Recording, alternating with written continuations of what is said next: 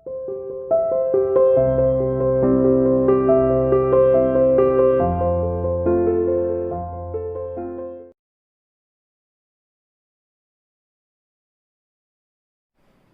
dear student, welcome to Stay International School online classes. Dear plus 2 commerce class unit 9 financial management हम कर रहे थे।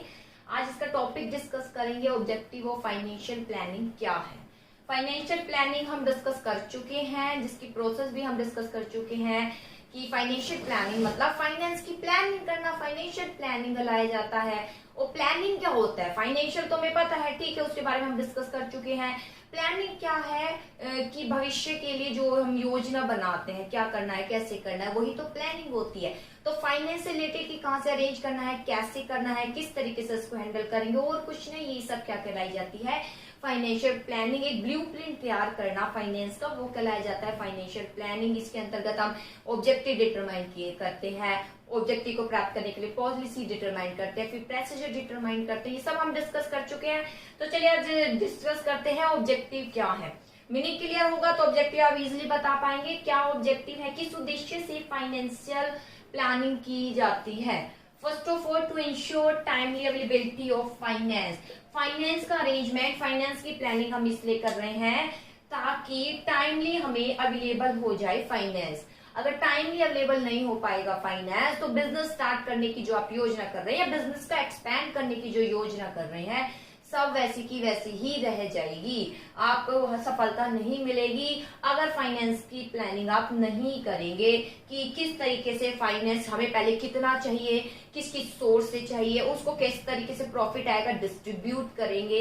जब तक इन सबको हम मैनेज नहीं करेंगे, इनसे रिलेटेड कुछ प्लानिंग नहीं करेंगे, ऑब्जेक्टिव डिटरमाइन नहीं करेंगे, ऑब्जेक्टिव को प्राप्त करने के लिए पॉलिसी नहीं बनाएंगे, कुछ प्रोसीजर डिटरमाइन नहीं करेंगे, तो हमें अवेलेबल नहीं हो पाएगा फाइनेंस टाइमली। तो ठीक है, फाइनेंशियल प्लानिंग करने से क्या फायदा होता है, जो हमें फाइनेंस है टाइमली क्या हो जाता है, अवेलेबल हो जाता है।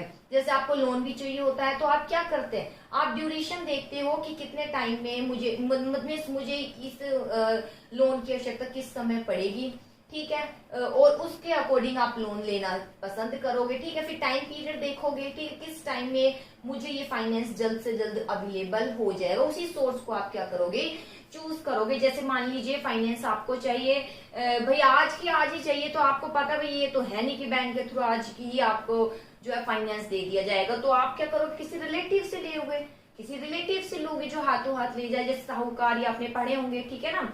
तो इनसे जो है टाइम ये तुरंत जो आपको प्रोवाइड कर देते हैं, तो ये देखना होता है, ठीक है। तो और कुछ नहीं, ये सब फाइनेंशियल प्लानिंग में ही आती है। तो अवेलेबल हो जाता है फाइनेंस अगर आप फाइनेंशियल क्या करते हैं, प्लानिंग करते हैं। तो यही इसका ऑब्जेक्टिव है। दूसरा, to ensure proper balance of finance. Finance का प्रॉपर बैलेंस होता है क्योंकि हम फाइनेंशियल प्लानिंग में डिटरमाइन कर लेते हैं कितना फाइनेंस हमें चाहिए और किस तरीके से उसको यूज करना है, ठीक है। तो कितना चाहिए, ना तो आवश्यकता से ज्यादा अनुमान लगाते हैं, ना ही आवश्यकता से कम। आवश्यकता से ज्यादा होगा तो क्या होगा, फालतू पड़ी रहेगी, जो फाइनेंस है बेकार पड़ा रहेगा, लिक्विडिटी जो है लिक्विडिटी तो बनी रहेगी, प्रॉफिटेबिलिटी डिक्रीज हो जाएगी, ठीक है। और आवश्यकता से कम होगा तो सीधी सी बात है, जो बिजनेस के लिए आप फाइनेंस की जरूरत थी, जब वही फाइनेंस प्राप्त अवेलेबल नहीं है तो कैसे अपने कार्य को आप फुलफिल कर सकते हैं। तो ये दो इसके ऑब्जेक्टिव है फाइनेंशियल प्लानिंग के। चलिए देखते हैं अब इसके एक्सप्लेनेशन। हाँ जी, तो सबसे पहले to ensure timely availability of finance, the first objective financial planning का है और फाइनेंस अवेलेबल कराना है in time. Under it, long-term finance needs are anticipated and then source of availability of finance are located. वही इसके अंतर्गत हम determine करते हैं लॉन्ग टर्म फाइनेंस की कौन सा सोर्स है, लॉन्ग टर्म फाइनेंस का कौन सा, लेसन मैंने बता दिया लॉन्ग टर्म फाइनेंस पर ही है, लॉन्ग टर्म फाइनेंस का कौन सा सोर्स हमें चूज करना है और किस तरीके से भाई ये हमें अवेलेबल हो जाएगा, ठीक है। To ensure proper balance of finance, it always ensure निश्चित करता है balance of cash should neither be excess nor short। प्लानिंग करने से हम जो है अनुमान लगा लेते हैं फाइनेंस ना तो एक्सेस हो और ना ही शॉर्ट हो, दोनों ही सिचुएशन एक संस्था के लिए हानिकारक होती है, ठीक है। The balance of cash in both situation harmful होती है, जैसे कि balance of cash needed ₹5 lakh. मान लीजिए हमें कितना बैलेंस चाहिए, 5 लाख रुपीज चाहिए, ठीक है, हमें 5 लाख रुपीज चाहिए आगे, but actual cash balance is 10 lakh. लेकिन एक्चुअली रूप से आप अपने पास कितना रख लेते हैं? 10 लाख। जरूरत 5 लाख की है और आप 10 लाख अपने पास रखकर बैठे हुए हैं, क्या होगा? फालतू ही बेकार पड़ा रहेगा वो, ठीक है। But actual cash 10 lakh, the cash of 5 lakh will remain idle and it will incur loss of interest. इस प्रकार 5 लाख की ही जरूरत है और आपने 10 लाख ले लिए हैं। 5 लाख क्या रहेंगे? बिल्कुल बेकार पड़े रहेंगे, जिसका कोई यूज नहीं है। और इससे लिक्विडिटी तो बनी रहेगी, प्रॉफिटेबिलिटी हो जाएगी बेकार, ठीक है। यानी प्रॉफिट कुछ नहीं मिलेगा। इससे अच्छा तो 5 लाख अपने पास न रखे, कहीं और इन्वेस्ट करे तो उससे ज्यादा फायदा मिलेगा आपको। On the contrary it only ₹3 lakh are available instead of ₹5 lakh। 5 lakh की जरूरत है लेकिन आप अपने पास केवल 3 लाख ही अरेंज कर पाए हैं, तो आपको दिक्कत हो जाएगी आपकी पेमेंट करने में। It will damage reputation, decrease हो जाएगी, पेमेंट नहीं कर पाओगे। सामने वाला सप्लायर नेक्स्ट टाइम से आपको सप्लाई भी नहीं करेगा, आपकी गुडविल हो जाएगी डाउन, ठीक है। तो दोनों ही सिचुएशन हार्मफुल है। अगर एक्सेस अनुमान लगा लेते हैं, ये शॉर्ट 5 लाख की जरूरत है, 10 लाख का अपने पास लेकर बैठे हैं तो बेकार है, आइडल पड़ी रहेगी। शॉर्ट है, जरूरत 5 लाख की है, 3 लाख की अपने पास रखते हैं तो फिर आपकी रेपुटेशन डिक्रीज हो जाएगी, टाइमली पेमेंट नहीं कर पाओगे, ठीक है। जितनी रेपुटेशन डिक्रीज हो जाएगी और आपके मार्केट शेयर प्राइस भी क्या हो जाएंगे? डिक्रीज होते जाएंगे, कहीं ना कहीं ये इफेक्ट उस पर डाल देगा, ठीक है। तो ये ऑब्जेक्टिव है फाइनेंशियल प्लानिंग की। इससे टाइमली अवेलेबल हो जाता है फाइनेंस। इसमें हम एंटिसिपेट कर लेते हैं कि कौन से लॉन्ग टर्म सोर्स हमें मनी चाहिए और कितने समय में हमें ये मिल पाएगा, ठीक है। क्या रेशियो बनाना है, सब बैलेंस बना रहता है। इस फाइनेंशियल प्लानिंग में हम डिटरमाइन करते हैं ना तो एक्सेस हो मनी ना ही शॉर्ट, क्योंकि दोनों सिचुएशन क्या होती है हाँ। आई होप ये टॉपिक समझ आया होगा। अभी तो एक लास्ट टॉपिक बचा हुआ है, इम्पोर्टेंस टू फाइनेंशियल प्लानिंग। देखिए इम्पोर्टेंस क्या है फाइनेंशियल प्लानिंग के। इम्पोर्टेंस यानी इससे क्या फायदे मिलते हैं? अगर फाइनेंस की प्लानिंग कर लोगे कि भाई इतना फाइनेंस हमें चाहिए, ठीक है, तो प्लानिंग करने से क्या करें, यानी प्लानिंग के क्या फायदे? वही चीज है, उसमें फाइनेंस ही तो है, फाइनेंस की प्लानिंग कर रहे हैं। तो first of all help to face the, help face, किसमें फेस करने में हेल्प होती है?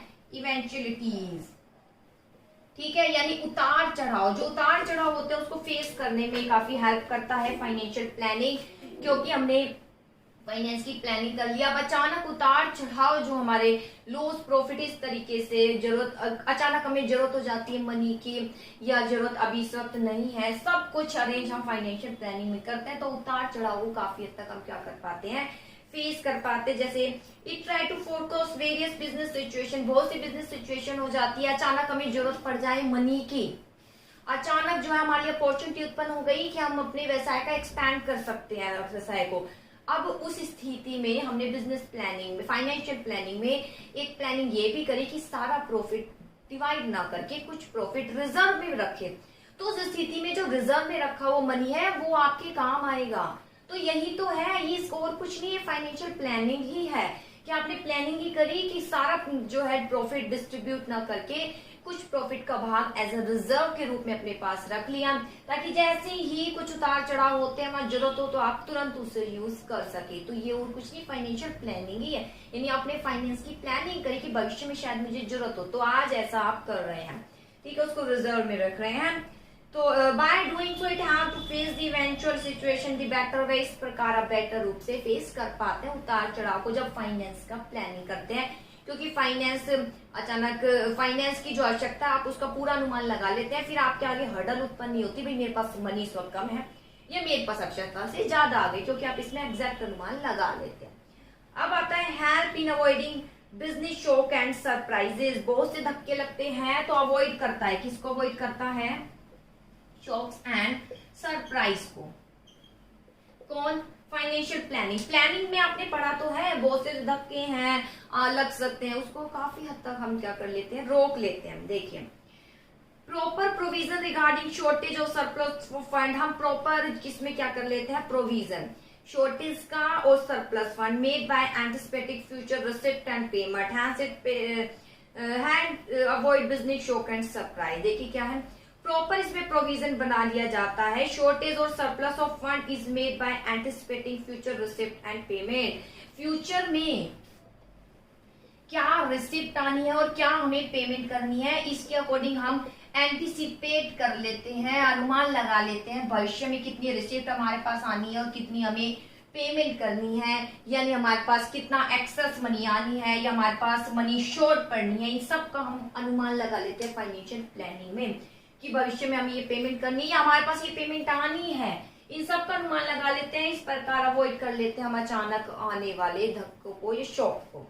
हेल्प इन कोऑर्डिनेशन, ये कोऑर्डिनेशन में क्या करता है, हेल्प करता है कोऑर्डिनेशन बनाने में। कैसे हेल्प करता है कोऑर्डिनेशन में, देखिए it help in coordination various business activity. Activity आते ही आपका फोकस कहाँ जाएगा, सेल परचेज, यही एक्टिविटी है, तो ये बैलेंस बनाए रखता है। इट हेल्प इन कोऑर्डिनेशन विभिन्न सेल्स परचेज प्रोडक्शन फाइनेंस, सब बिना मनी के नहीं चल सकते, तो इनमें क्या बनाए रखता है, बैलेंस। फाइनेंशियल प्लानिंग में हम डिटरमाइन कर लेते हैं कितने फाइनेंस की जरूरत है, ठीक है, फाइनेंस जितनी जरूरत है, फाइनेंस की जरूरत है, क्योंकि उसके अकॉर्डिंग हम क्या करेंगे, प्रोडक्शन करेंगे। प्रोडक्शन होगा तो क्या होगी, आगे सेल्स होगी, तो कहीं ना कहीं एक दूसरे से क्या हो जाते हैं, रिलेटेड कोऑर्डिनेशन बनाए रखते हैं। आगे ठीक है, इस तरीके से सेल्स है, सेल्स करने से मनी आ रही है, तो उस फाइनेंस को हम क्या कर रहे हैं, एडजस्ट कर रहे हैं, उसका एस्टिमेट लगा रहे हैं, उसमें से कुछ रिजर्व में रख रहे हैं, तो ये सब कोऑर्डिनेशन बनाए रखता है फाइनेंशियल प्लानिंग एक्टिविटी में। इसके बाद help in avoiding wastage of finance, avoid हो जाता है, क्या अवॉइड हो जाता है, वेस्टेज ऑफ फाइनेंस। वेस्टेज नहीं होती, क्योंकि ना तो आवश्यकता से ज्यादा अनुमान लगाया जाता, ना ही आवश्यकता से कम अनुमान लगाया जाता, कोई वेस्टेज की संभावना कम से कम हो जाती है। ये नहीं कह सकते 100% ही खत्म, क्योंकि प्लानिंग 100% सफलता नहीं देती, आप पढ़ चुके हो, लेकिन काफी हद तक कम हो जाता है। ठीक है, देखिए in the absence of financial planning wastage of financial resources may take place. ठीक है, फाइनेंशियल प्लानिंग के एब्सेंस में वेस्टेज जो है फाइनेंस का नहीं हो पाता है। They rise due to complex nature of business in the absence of financial planning, और फाइनेंशियल प्लानिंग नहीं करोगे तो वेस्टेज होगी मनी की, क्योंकि आपको ये नहीं पता कितना रखना है, कितना खर्च करना है, कुछ प्लानिंग ही नहीं करी, जो आ रहा है उसको उठा के अपने इन्वेस्ट कर रहे हो, कहीं भी खर्च करो, कुछ योजना नहीं बना रहे कितना रखना है, कितना खर्च करना है, तो सीधी सी बात है वेस्टेज होगा। ठीक है, अगर जैसे आपकी फैमिली है, फाइनेंस का अगर एक प्लानिंग नहीं करेगी तो आपके भविष्य के लिए कैसे आप बचा सकती है मनी। अब आपके पढ़ने का टाइम है, आगे और स्टडी करोगे, कितनी मनी अरेंज करनी होती है आपके पेरेंट्स को, तो उसके लिए कुछ तो उन्होंने प्लानिंग कर रखी होगी कि 12th के बाद इस फील्ड में जाएंगे, यहाँ मुझे यहाँ मेरे बच्चे को इतने मनी की जरूरत होगी, कुछ तो उन्होंने प्लानिंग कर रखी होगी। आज प्लानिंग करेंगे तभी तो आगे सफलता मिलेगी, ना कि उसी वक्त तुरंत दांजी अरेंज करके नहीं होगी अचानक अरेंज। ठीक है, तो इस प्रकार जो है फाइनेंशियल प्लानिंग करने से वेस्टेज नहीं होती है, क्योंकि नेचर कॉम्प्लेक्स है बिजनेस का। ठीक है, उतार चढ़ाव होते रहते हैं, सच एज एक्सेसिव ओवर और under estimate finance for particular business operation. ठीक है, such type wastage can be avoided through financial planning. कई बार बिजनेस में क्या कर लिया जाता है, ओवर एस्टिमेट हो जाता है, या कई बार अगर अंडर एस्टिमेट हो जाता है तो फाइनेंस का क्या हो जाता है, वेस्टेज हो जाता है। लेकिन फाइनेंशियल प्लानिंग करते हैं तो वेस्टेज काफी हद तक क्या हो जाती है, अवॉइड हो जाती है। रिमूव तो बिल्कुल नहीं होगी 100%, लेकिन काफी हद तक अवॉइड हो जाती है, खत्म हो जाती है। Help to link present with the future, किस में हेल्प करता है, प्रेजेंट को किसके साथ जोड़ता है, फ्यूचर के साथ। ये आप पढ़ भी चुके हो, प्लानिंग प्रेजेंट के लिए आज जो कर रहे हैं वो आज प्लानिंग जो बना रहे हैं वो फ्यूचर के लिए बनाई जाती है। It make effort link present with future bye doing so it have minimum the risk of future anticipated. आज जो योजना बना रहे हैं किसके लिए बना रहे हैं, फ्यूचर के लिए, तो प्रेजेंट को फ्यूचर से जोड़ता है। जैसे मैंने बोला ना, आप +2 के बाद आगे पढ़ेंगे तो उसके लिए आपके पेरेंट्स अभी से योजना बना रहे हैं, कितना फाइनेंस हमें चाहिएगा, कितना हमें जोड़ना है, आज कितनी सेविंग करनी है। तो आज प्रेजेंट में की गई प्लानिंग ही वैसे भविष्य के लिए की जाती है, लेकिन आज जो बना रहे प्लानिंग तो अभी से करोगे, वो किससे लिंक हो जाएगी, फ्यूचर से। अब आता है help in creating link between investment and financing decision.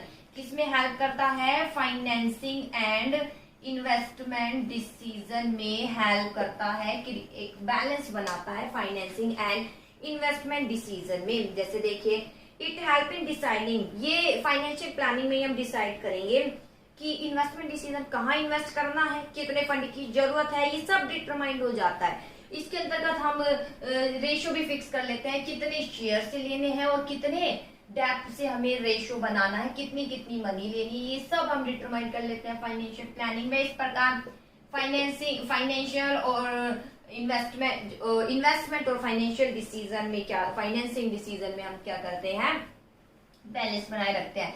हम फाइनेंशियल प्लानिंग में डिटरमाइन कर लेते हैं एसेट्स पर कितना खर्चा होना है, और फाइनेंसिंग कितनी जो है ये खर्चे के लिए मनी, इन्वेस्टमेंट के लिए मनी शेयर से लेनी है, कितनी डेप्थ से लेंगे, कितना इसका रेशियो बनाना है, शेयर कितने लेने हैं प्लस डेप्थ का उसमें कितना रेशियो बनाना है, ये सब डिटरमाइन कर लेते हैं भविष्य को ध्यान में रखते हुए। इनके मेरिट और डिमेरिट के आधार पर पढ़ चुके हैं हम ये, ठीक है। तो इस प्रकार बैलेंस बनाए रखता है। फाइनेंशियल कंट्रोल, बेटा जब भी कंट्रोल आ गया, लास्ट आ गया फाइनेंशियल कंट्रोल, जब भी कंट्रोल आ गया तो बेटा कंट्रोल का ही पॉइंट आएगा, यानी एक्चुअल कोई स्टैंडर्ड से कंपेयर करते हैं, कॉजेस देखते हैं, करेक्टिव एक्शन। जब भी कंट्रोल वर्ड कहीं लिखा आ जाए तो उसकी ही लाइनें आपको लिखनी है, ठीक है। तो चलिए फाइनेंशियल कंट्रोल कैसे, सारी फाइनेंशियल एक्टिविटी जो है, जो भी एक्टिविटी कर ली हमने फाइनेंस की, ठीक है, एक्टिविटी इन्वेस्टमेंट कर रहे हैं, फाइनेंसिंग डिसीजन ले रहे हैं, डिविडेंड डिसीजन ले रहे हैं, ये सब। उसके बाद standard of financial performance are set, standard determine किए जाते हैं, ठीक है। इसके बाद जो है डिटरमाइन, इसको क्या करते हैं हम, स्टैंडर्ड को कंपेयर करते हैं एक्चुअल से, ठीक है, कि कितने, अब आज मैंने डिटरमाइन कर लिया कि फिक्स एसेट्स पर 9 लाख का हमें इन्वेस्टमेंट करना है, ठीक है। जब एक्चुअली रूप से करने पर आए तो कई बार हमें देखा जाता है जितना एस्टिमेट लगाते थोड़ा सा ऊपर पहुंच जाता है। आप देख रहे हो जैसे आपको घर बनवाना है तो आप सोचते हो इतना एस्टिमेट आएगा, इतना एस्टिमेट लगाते हो आप, लेकिन कई बार उससे ऊपर लग जाता है, ठीक है ना। तो वही है, फिर हम कंपेयर करते हैं स्टैंडर्ड को उससे कंपेयर करते हैं एक्चुअली से, ठीक है। तो जो भी मतलब कार्य कर रहे हैं, हमने कितना कार्य किया है उसको स्टैंडर्ड से कंपेयर करते हैं। उसके बाद कंपेयर करने के बाद डेविएशन निकालते हैं, डेविएशन के बाद क्या करते हैं, कॉजेज देखते हैं, ठीक है। अगर फाइनेंस है, फाइनेंस की हमने आवश्यकता लगा ली 5 लाख, लेकिन एक्चुअली 3 लाख की ही जरूरत थी। हमने अनुमान लगाया कि 5 लाख की जरूरत होनी चाहिए, लेकिन एक्चुअली 3 लाख की है, तो डेविएशन आ गया वहां पर, हमारे स्टैंडर्ड में ही गलत थे, हमने स्टैंडर्ड, ठीक है। तो इस तरीके से डेविएशन देखा जाता है, फिर क्या लिए जाते हैं, करेक्टिव एक्शन लिए जाते हैं। तो ये है फाइनेंशियल प्लानिंग, जिसमें उतार चढ़ाव को फेस करने में हेल्प करता है, बिजनेस में जो शौक है उसको काफी हद तक दूर कर देता है, क्योंकि इसमें फ्यूचर रिसिप्ट, पेमेंट क्या आनी है सब अनुमान लगा लिया जाता है। कोऑर्डिनेशन बनाए रखता है, यानी किस में बनाए रखता है, बहुत सी एक्टिविटी, प्रोडक्शन है, फाइनेंस है, सेल्स है, इन सब में कोऑर्डिनेशन बनाए रखता है। अवॉइड करता है, वेस्टेज को अवॉइड कर देता है, क्योंकि ना तो आवश्यकता से ज्यादा अनुमान लगाने की कोशिश की जाती है, ना आवश्यकता से कम अनुमान लगाया जाता है। फाइनेंसिंग एंड इन्वेस्टमेंट डिसीजन में क्या करता है, हेल्प करता है। आपको पता है इन्वेस्टमेंट यानी कितना खर्च करना है, यानी कितना इन्वेस्ट करना है फिक्स एसेट्स, करंट एसेट्स पर, और ये फाइनेंस कहाँ से आएंगे, ये फाइनेंसिंग डिसीजन। फिर उसके बाद कंट्रोल आते ही बेटा कंट्रोल की लाइन लिखनी है, स्टैंडर्ड को कंपेयर करते हैं एक्चुअली कि जो हमने प्लानिंग करी क्या उसके अकॉर्डिंग सब कुछ चल रहा है, फिर हम कंपेयर करते हैं, फिर उसमें कॉजेस देखते हैं, फिर क्या लेते हैं, करेक्टिव एक्शन, ठीक है बेटा। आई होप टॉपिक समझ आया होगा, और नहीं समझ आए तो हम है ही, आप पूछ सकते हो।